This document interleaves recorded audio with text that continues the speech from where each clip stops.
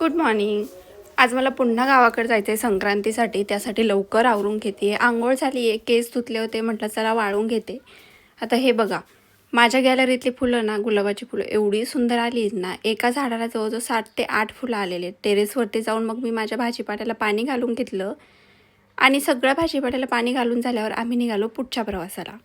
आणि हे बघा, हे तर मला ना खूप जास्त विशेष वाटलं. म्हणजे स्वामींचा आशीर्वाद पाठीशी आहे म्हणायचं. मग काय, असंच मज्जा मस्ती करत चाललो होतो आम्ही रस्त्याने. तिथं होते मध्ये पेरू. त्या बाईकडून छान पेरू कापून घेतले आणि त्याच्यामध्ये छानसा मसाला भरून घेतला. आता एवढं रस्त्याने खाऊन पिऊन ना, रस्त्याने मुलांना खूप जास्त भूक लागते. मग तेच आम्ही हॉटेलमध्ये जेवण्यासाठी थांबलो आणि मेनू चेक करत होते नेमकं खायची कोणती भाजी. हॉटेलचा ॲम्बियन्स एवढा छान होता ना, आणि तिथं मुलांना खेळायला पण भरपूर सारी जागा होती. मुलांना खेळायला जागा असो नाही तर नसो, ते खेळायचा चान्स सोडत नाहीत. आणि मग काय, हे पण मस्त खेळायला चढले, स्लायडिंग वगैरे खेळले, त्यानंतर झोपाळा खेळले आणि मग तोपर्यंत आमची ऑर्डर पण आली. मस्तपैकी पनीर आणि रोटीवरती ताव मारला आणि रात्री पोहोचलो गावात.